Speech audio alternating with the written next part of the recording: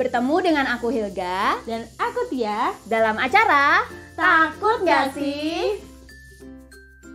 Oke, jadi ada yang baru nih dari PPRJGKJ Sidomukti Mbak Tia. Apa tuh? Selama beberapa menit ke depan kita akan membahas sesuatu yang lagi viral banget beberapa bulan ini. Tahu nggak apaan? Pasti teman-teman di rumah juga udah harus tahu dong apa nih yang lagi viral di beberapa bulan terakhir ini ya.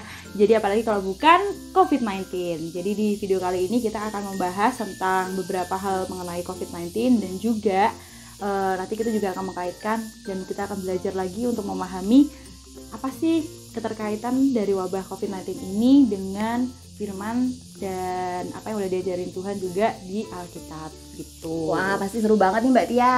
Betul, dan kita juga akan mengulik lebih dalam lagi dengan narasumber yang pastinya kalian tahu dan kenal. Tahu banget, kenal banget Mbak Tia. Oke, jadi tetap stay tune ya teman-teman. Stay tune.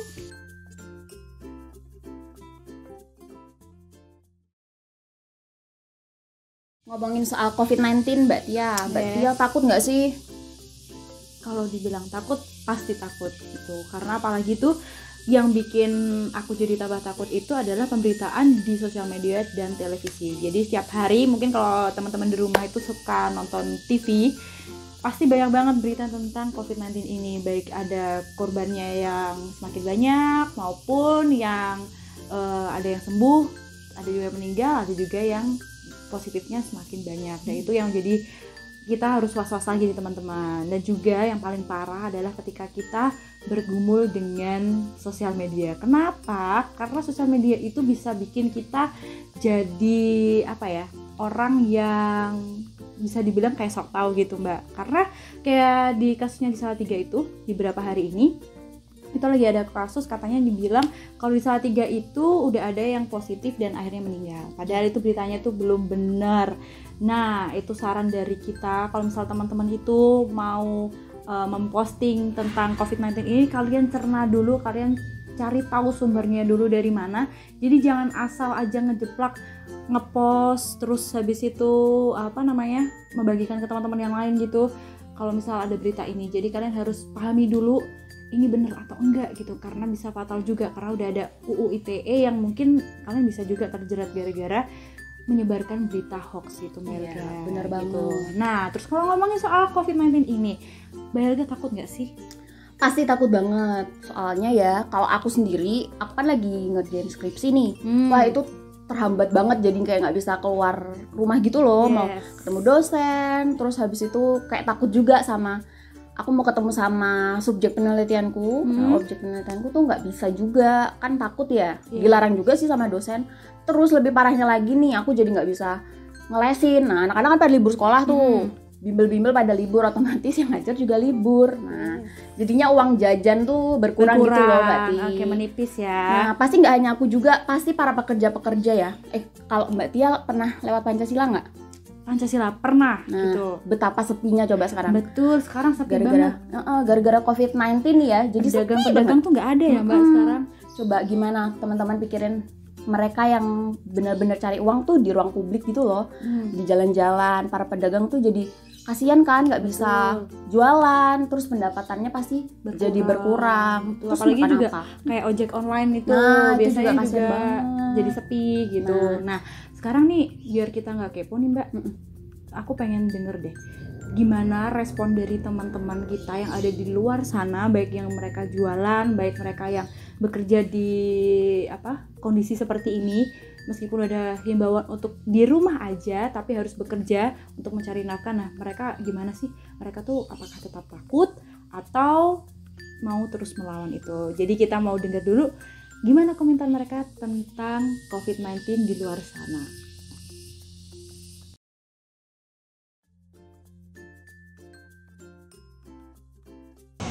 Gara-gara itu sih ya butuh juga sih buat kehidupan sehari-hari. Nggak kerja itu makan nggak ada.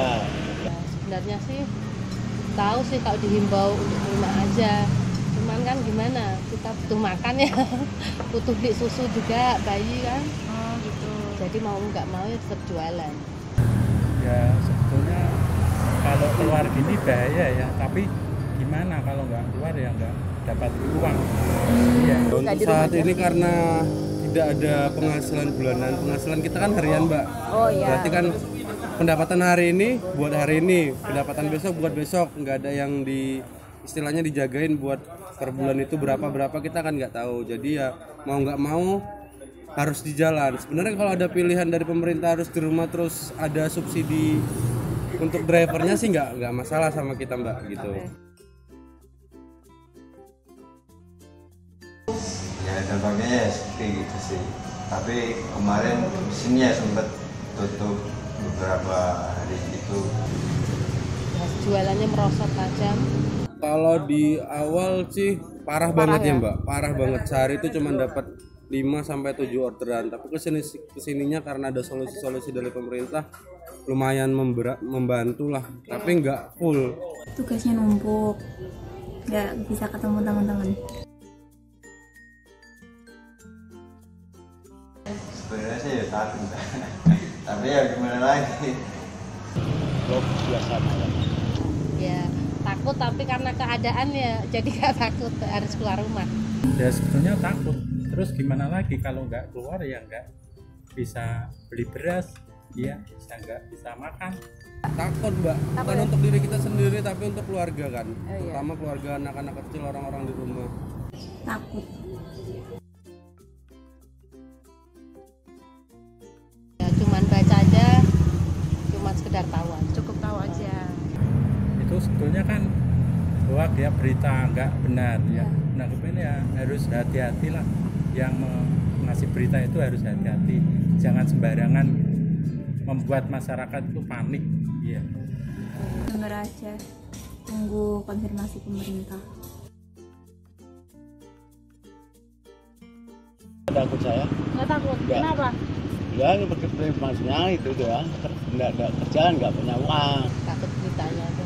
Takut beritanya. Jadi orang jadi lebih ketakutan ya. Sebenarnya nggak usah terlalu khawatir kan. Ya. Udah dihimbau cuci tangan gini-gini, cuman karena berita negatif itu jadi orang lebih serem. Lebih takut beritanya malah. Oh, Ya, takut beritanya. bikin orang panik ya kan. Ya.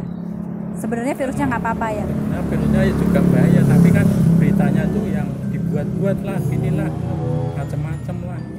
Katanya ada orang meninggal gara-gara corona, padahal itu bukan corona. Tahu Lebih beritanya. takut nggak makannya. Oh, lebih tahu. Virusnya. Sebelum kerja gitu cuci tangan. Maskeran ini hampir kan nggak bisa. Paling anak-anak nggak boleh, biasanya kan saya ajak sini tiga-tiganya, cuman karena ini tak suruh jaga adiknya di rumah. 1 jam sekali pasti cuci tangan. Cuci tangan. Cuci tangan, jaga kebersihan, sama di rumah aja.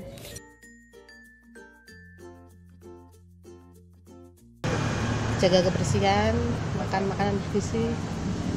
Pemerintah harus ikut membantu rakyat kecil gitu. Harapannya sama pemerintah gimana caranya dia menanggulangi atau mengasih solusi lah buat masyarakat menengah ke bawah khususnya, Mbak.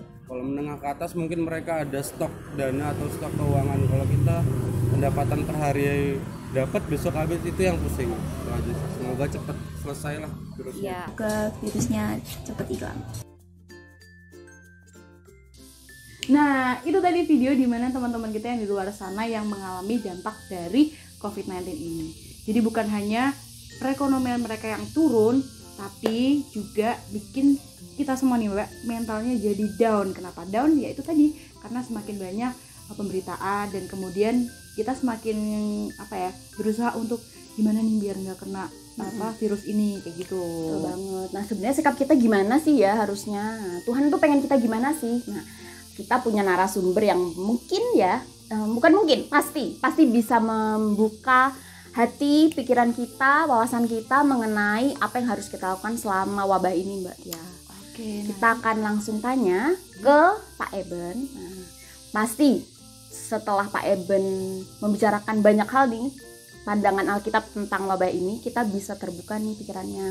Mungkin kita bisa nggak jadi takut lagi, Mbak Tia, tapi harus tegar dan terus bersemangat dalam menghadapi wabah COVID-19 ini. yes, Mbak Elga. Jadi teman-teman bisa perhatikan apa yang disampaikan oleh Pak Eben ini supaya teman-teman bisa mengambil sisi positif, negatifnya, dan kita harus bersikap seperti apa untuk menghadapi COVID-19 ini. Yuk kita lihat, yuk.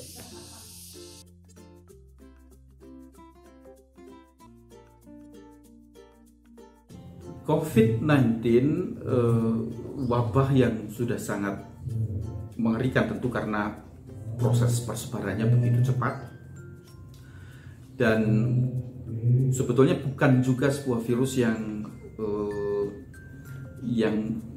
mematikan sedemikian rupa, tetapi proses persebarannya yang begitu kuat sehingga memang menimbulkan sebuah ketakutan sedemikian rupa, apalagi wabah virus ini yang sudah sedemikian mengglobal atau menyeluruh dalam seluruh kawasan di dunia ini. Ini keprihatinan tentu. Sekaligus inilah pergumulan bersama umat manusia, pergumulan bersama seluruh bangsa, yang sekaligus ini menegaskan bahwa begitu tidak bisanya manusia hidup sendiri, tidak bisanya satu bangsa hidup sendiri, satu sama lain saling terkait, dan oleh karenanya menghadapi situasi yang seperti ini tidak bisa tidak setiap pribadi, setiap kelompok, setiap komunitas, bahkan juga setiap bangsa dan negara harus menyadari sepenuhnya bahwa dia membutuhkan pihak lain, membutuhkan orang lain pula, dan dibutuhkan sebuah kerjasama dan kesadaran penuh bahwa ini menjadi sebuah tantangan bersama dalam kehidupan bersama atas umat manusia di bumi saat ini dan di dunia saat ini.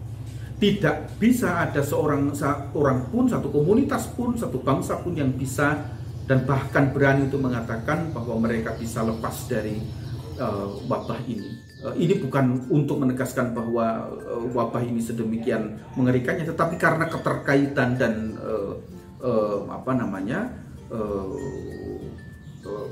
relasi satu dengan yang lainnya yang memang tidak bisa dilepaskan. Tidak ada satu komunitas pun yang berani untuk mengatakan dia lepas dari situasi ini. Dan itu mau menegaskan sesungguhnya bahwa kita membutuhkan kerjasama, kita membutuhkan kesehatian. Bahkan untuk menghadapinya pun kita juga membutuhkan sebuah kesehatian yang dalam pengertian saya tidak bisa mampu sendiri untuk menghadapinya, tidak bisa. Satu bagian mengerjakan tetapi di bagian yang lain tidak mengerjakan, tentu ini sesuatu yang menjadi percuma. Maka yang sejak awal dimunculkan menghadapi situasi ini, social distancing, yang lalu belakangan menjadi physical distancing, itu semua adalah upaya bersama sebagai sebuah bentuk ikhtiar bahwa kita harus menghadapinya secara bersama-sama. Dan menghentikan proses persebaran virus hanya bisa dilakukan dengan menjaga jarak. Semata-mata ini semua menjadi sebuah bentuk kerjasama dari seluruh lapisan yang tidak bisa tidak. Satu bagian mengerjakan, sebagian lain tidak mengerjakan, itu akan menjadi percuma. Dibutuhkan sebuah kerjasama yang menyeluruh di antara kita semua. Saya kira itu yang harus kita pikirkan dan harus menjadi sikap keberadaan diri kita, termasuk gereja, bahwa kita tidak bisa sendirian. Kita juga menjadi bagian dari masyarakat. Kita juga harus mengambil bagian pula dalam proses supaya menjaga jarak dan memastikan bahwa proses persebaran itu bisa dihentikan. Itu juga menjadi bagian dan tanggung jawab gereja di dalamnya. Dan tentu jemaat punya kewajiban, setiap bagian, keluarga, anak muda termasuk di dalamnya. Enggak bisa tidak, ini tanggung jawab kita semua. Dan COVID-19 lalu menjadikan kita sadar bahwa kita punya tanggung jawab bersama atas kehidupan yang lebih baik, kehidupan yang tidak lagi dikuasai oleh virus ini, tetapi justru sebagai sebuah kehidupan bersama yang lebih baik. Saya kira itu yang perlu.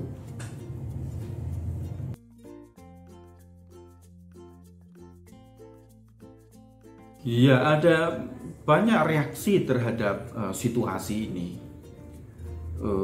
Semata oleh karena rupanya dampak yang juga sudah ditimbulkan oleh persebaran virus ini luar biasa. Dan kita sudah melihat bahwa ini sudah menjadi persoalan multidimensional, ada begitu banyak sektor yang terpengaruh oleh keadaan ini. Tentu bukan hal yang mudah untuk mengambil sebuah keputusan yang bisa menyelesaikan semua. Dan menyikapi itu dengan berbagai macam informasi, dengan berbagai macam bentuk komunikasi media, termasuk di dalamnya dengan berita-berita hoax, itu juga punya pengaruh bagaimana seseorang menyikapi situasi ini. Sebetulnya ketika manusia menghadapi sebuah situasi sulit, situasi yang menimpa dirinya sebagai sebuah situasi yang berat, lalu jatuh ke dalam rasa hati yang diliputi oleh ketakutan, itu sesuatu yang sangat wajar. Sangat wajar, karena itu mekanisme manusiawi kita ketika menyikapi dan menghadapi satu pergumulan atau suatu persoalan atau sebuah peristiwa tertentu, apalagi memang peristiwa yang begitu menakutkan. Saya kira itu sesuatu yang sangat wajar. Muncul reaksi khawatir, itu juga manusiawi. Tapi saya kira tentu bukan lalu berarti kita membiarkan diri untuk dikuasai oleh ketakutan. Kita bukan lagi lalu membiarkan diri dikuasai oleh kekhawatiran, lalu menjadi tidak tenang. Dan acap kali yang terjadi adalah orang membiarkan dirinya untuk dikuasai oleh ketakutan dan kecemasan serta kekhawatiran itu sedemikian rupa, sehingga yang terjadi adalah tidak mampu juga untuk secara jernih berpikir, secara tenang, secara bening untuk bersikap. Dari penelitian medis rupanya ketika orang menjadi begitu cemas, maka itu pun mempengaruhi imunitasnya. Saya kira ketika orang menjadi sangat cemas, orang menjadi sangat takut, itu pun juga akan menimbulkan ketidakmampuan dirinya untuk mengelola situasi, bahkan juga mengelola keadaan dirinya sendiri untuk mengambil sikap dan keputusan apa yang akan dia lakukan. Begitu banyak orang yang panik, dan kepanikan adalah sesuatu yang menunjukkan bagaimana orang tidak mampu menghandle dan mengatasi situasi. Panik buying, menumpuk, menimbun, macam-macam hal itu sebetulnya merupakan sebuah kepanikan. Jadi takut, khawatir, cemas itu wajar, tetapi bagaimana itu dikelola, saya kira sangat manusiawi. Ketakutan dan kecemasan, ada kekhawatiran, tetapi tentu kita harus mengupayakan supaya itu bisa diatasi sedemikian rupa dan tidak membiarkan diri untuk dikuasai situasi itu. Dan acap kali situasinya begitu keruh, tapi hati dan batin kita pun juga ikut keruh dengan situasi itu, sehingga kita tidak mampu untuk mengambil keputusan mana yang terbaik dalam situasi yang seperti ini. Nah, saya kira dalam Alkitab ada tokoh-tokoh juga yang bisa ditunjukkan bagaimana secara manusiawi sebetulnya dia melewati situasi itu, namun baik juga bagaimana kita melihat. Saya ambil contoh misalnya Elia. Ini tokoh besar di Perjanjian Lama. Elia dengan kehebatannya luar biasa, atas nama kesetiaannya kepada Tuhan, membawa umat hidup dalam kesetiaan kepada Allah. Elia berjuang untuk sungguh membawa umat setia beribadah kepada Allah, dan dengan gagah berani Elia berhadapan-hadapan dengan nabi-nabi Baal, dan dengan kekuatan dan bahkan dengan percaya diri yang luar biasa, tentu oleh karena berkat Tuhan. Elia dengan gagah berani menghadapi 450 nabi Baal dan menang. Tetapi Yang menarik adalah menghadapi 450 Nabi Baal dia berani dan dia mengalahkan 450 Nabi Baal. Tetapi ketika berhadapan dengan Isabel, permaisuri, ada ketakutan luar biasa dihadapi oleh Elia. Dan apa yang terjadi? Kalau menghadapi 450 Nabi Baal dia berani, tetapi menghadapi seorang perempuan Isabel, Elia bisa takut. Dan ketakutannya membuat dia lari, bersembunyi, dia masuk ke padang gurun. Dan apa yang terjadi di sana? Dia berdoa, padahal dia lari, bersembunyi dari kejaran Isabel, karena Isabel mengatakan bunuh Elia. Dia lari dari ancaman Isabel, takut dibunuh oleh Isabel. Tapi begitu sampai di padang gurun, apa yang terjadi? Dia berdoa memohon kepada Tuhan, Tuhan cabut saja nyawaku. Menjadi tidak logis. Dia lari dari ancaman Isabel, takut dibunuh sama Isabel, tapi begitu dia jatuh ke dalam kecemasan, ketakutan yang luar biasa, apa yang terjadi? Dia minta mati. Sungguh tidak logis, tentu saja. Tapi itu menunjukkan bagaimana sehebat Elia, Nabi Elia, dengan kemampuannya untuk mengalahkan 450 Nabi Baal. Tapi Elia tetaplah manusia yang di dalamnya ada aspek manusiawi juga, yang menghadapi Isabel, dan dia bisa diliputi oleh ketakutan dan kecemasan itu. Dia lari masuk ke padang gurun. Tetapi yang menarik tentu adalah Tuhan tidak lalu melihat Elia yang sedemikian rupa itu seakan-akan dibilang sebagai orang yang cemen atau tidak dewasa. Tetapi Tuhan melihat sebuah kenyataan real yang memang dihadapi oleh Elia. Ada sebuah beban berat yang dialami dan dirasakan oleh Elia. Tuhan bukan lalu memojokkan Elia sebagai seorang yang tidak cukup kuat untuk menghadapi situasi itu. Tapi yang dilakukan Tuhan adalah Tuhan tahu apa yang sedang dihadapi oleh Elia dan beban berat yang dihadapi oleh Elia. Dan apa yang dilakukan? Menarik ketika lalu justru Tuhan menyediakan makan dan minum yang cukup bagi Elia. Karena Elia nggak ngapa-ngapain di padang gurun, lalu Tuhan membangunkan Elia, ayo makanlah, minumlah. Lihat bagaimana cara yang sangat sederhana ketika Tuhan mau memulihkan keadaan Elia. Bahkan kalau kita melihat dalam kitab 1 Raja-Raja itu, bukan hanya sekali, 2 kali Tuhan membangunkan Elia. Elia, bangun, makanlah dan minumlah. Itu adalah sebuah terapi tersendiri yang diberikan Allah kepada Elia supaya Elia bangkit. Sederhana.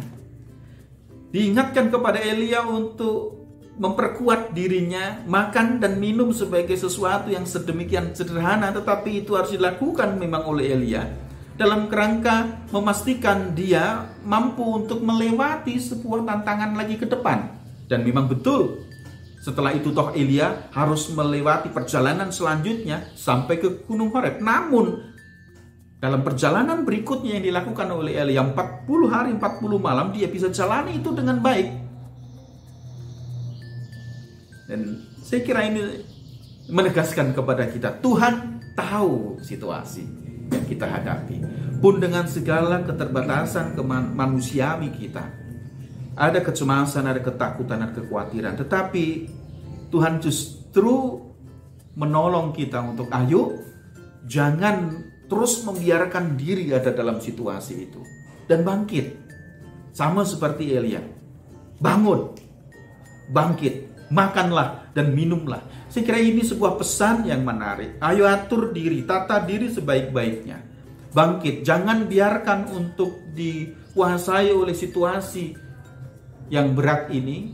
Jangan dikuasai diri kita dengan ketakutan yang berlebihan. Kita hadapi dan kita lawan virus COVID-19, tapi juga dengan menata hidup kita baik-baik, dan tentu juga menata hati dan batin kita. Tetap tenang, tetap jernih, tetap bening.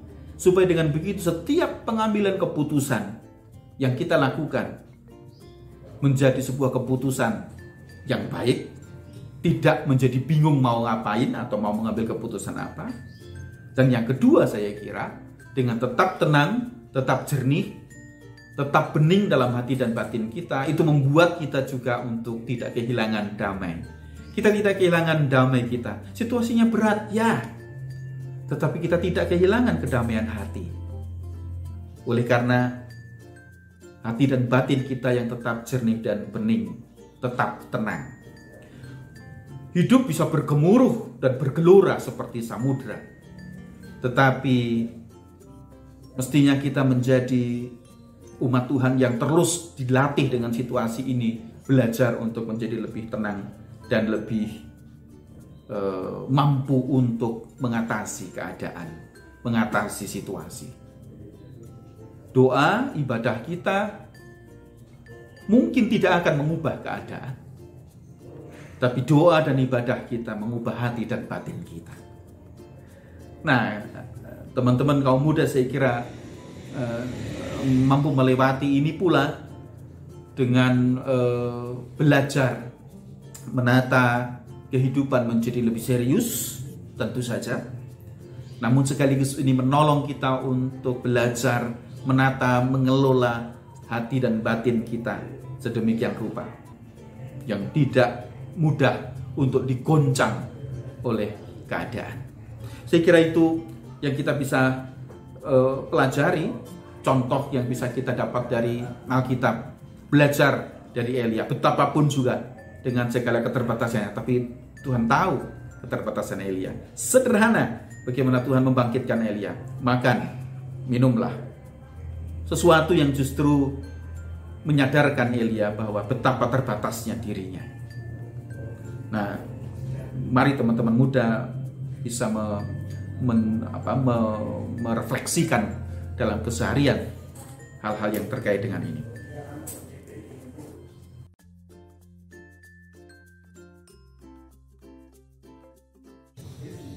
Setiap peristiwa yang terjadi dalam kehidupan kita menjadi positif atau negatif itu tergantung pada refleksi diri kita. Siapa bilang bahwa peristiwa yang menyenangkan itu pasti berdampak positif? Bisa sebaliknya berdampak negatif ketika kita tidak juga merefleksikan itu dengan baik. Tapi sebaliknya, peristiwa yang tidak menyenangkan bisa justru menjadi refleksi yang positif. Tergantung sebetulnya bagaimana kita memproses setiap peristiwa itu, dan di sana kita mencoba untuk merefleksikan, dan di dalamnya refleksi iman juga dibutuhkan. Nah, lihat ada begitu banyak orang yang menghadapi situasi berat pada saat ini. Dalam situasi yang mestinya orang tinggal di rumah, tapi begitulah diserukan kepada kita semua untuk stay at home. Diserukan work from home. Tapi work from home tidak bisa dilakukan oleh semua orang. Ada orang-orang tertentu yang dengan terpaksa harus tetap berada di luar sana oleh karena situasi berat yang mereka harus hadapi. Apa yang menjadi jaminan kehidupan mereka ketika tidak ada income bagi mereka? Ini situasi sulit. Gitu. Nah, oleh karenanya bagi teman-teman muda, ketika kita diberi kesempatan untuk stay at home, mungkin memang kita akan melewati masa-masa jenuh, tapi ayolah kita berpikir positif, lalu mencari juga dengan daya kreatif kita untuk melakukan sesuatu yang positif, sehingga kita bisa melewati waktu-waktu ini juga dengan aktivitas-aktivitas yang lebih kreatif. Setidak-tidaknya ada waktu dan kesempatan bagi teman-teman muda untuk berada bersama dengan keluarga. Iya, jenuh barangkali, bosan dengan tidak ada aktivitas, tapi yuk dicari, diciptakan. Dan itu cara bagi kita justru untuk menemukan sesuatu yang bisa kita kerjakan, betapapun dalam situasi sekarang ini. Nah, kalau diberi kesempatan, bahkan kita bisa untuk stay at home-nya, bersyukurlah. Satu sisi. Nah, di sisi yang lain saya kira yang juga patut untuk kita pikirkan, lihat di luar sana ada begitu banyak orang yang sungguh terdampak dengan situasi ini. Sebuah keterpaksaan mereka melakukannya. Saya yakin bukan karena mereka tidak mengerti bahwa ada resiko besar yang harus mereka hadapi. Tahu. Tetapi acap kali kehidupan memang bukan sebuah pilihan. Kecuali apa yang di depan mata yang harus dijalani. Nah, mestinya ini pun mengasah diri kita sendiri untuk memiliki sebuah solidaritas dengan mereka. Jadi, mungkin juga kita bisa melakukan sesuatu yang bisa menopang dan menguatkan mereka. Nah, silahkan itu mungkin sesuatu yang juga bisa dilakukan oleh teman-teman kaum muda untuk mencoba apa sesuatu yang bisa dikerjakan untuk mereka. Tapi setidak-tidaknya membangun solidaritas. Jangan terlalu mudah pula untuk memberikan penilaian, bahkan memojokkan satu kelompok masyarakat tertentu yang mereka memang sungguh ada dalam situasi yang berat sehingga mereka harus melakukan itu. Saya kira dalam situasi yang serba tidak ideal ini bukan hal yang mudah untuk bisa mengambil keputusan yang bisa mencakup seluruh bagian. Lihat, mestinya ini dihadapi dengan tinggal di rumah.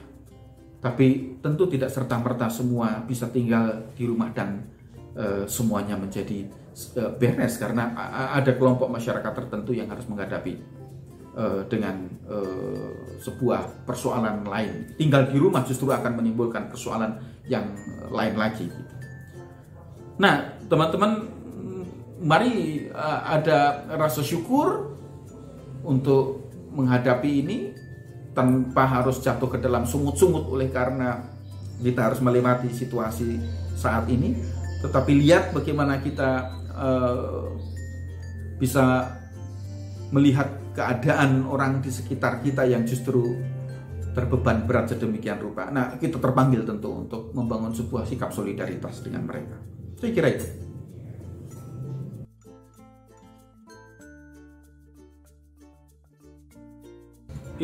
Itulah kekuatan media.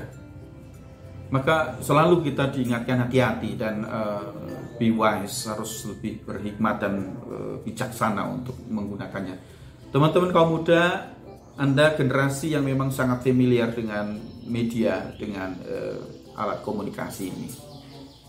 Ya, bukan hanya alat komunikasi tentu sekarang, tetapi itu sesuatu yang justru lebih dari itu. Tapi ingat bahwa media punya pengaruh besar terhadap situasi ini. Sebab berita-berita hoax bisa menimbulkan kekacauan. Satu sisi orang akan memperbaiki keadaan, tetapi ketika ada berita-berita hoax, ini bisa mengacaukan semua. Nah, tentu teman-teman muda mesti harus mengambil bagian dalam proses untuk berhati-hati menggunakan media ini. Dan jangan sampai justru oleh karena main-main dengan media ini, itu ternyata justru bisa memberikan efek besar pada orang lain. Sebab itu sesuatu yang sangat mungkin justru akan menimbulkan ketakutan yang lebih lagi, menimbulkan mental yang down bagi orang-orang tertentu. Jadi saya kira hati-hati. Betapapun barangkali kita punya informasi yang kita anggap itu sebagai informasi yang bukan hoax, tapi sesuatu yang real. Tapi hati-hati, tidak perlu juga apa yang kita dapatkan lalu cepat-cepat kita forward itu kepada yang lain. Saya kira kita mesti harus lebih bijak. Apakah ketika saya posting itu lalu dan upload itu kira-kira apa yang akan ditangkap oleh yang lain. Dan hati-hati, jangan sampai justru dengan apa yang kita lakukan seakan-akan kita merasa punya informasi yang akurat, kita punya informasi berita yang benar, tetapi justru yang kita lakukan itu, yang kita sampaikan itu menimbulkan ketakutan. Nah, hati-hati dengan hal itu. Saya kira gitu.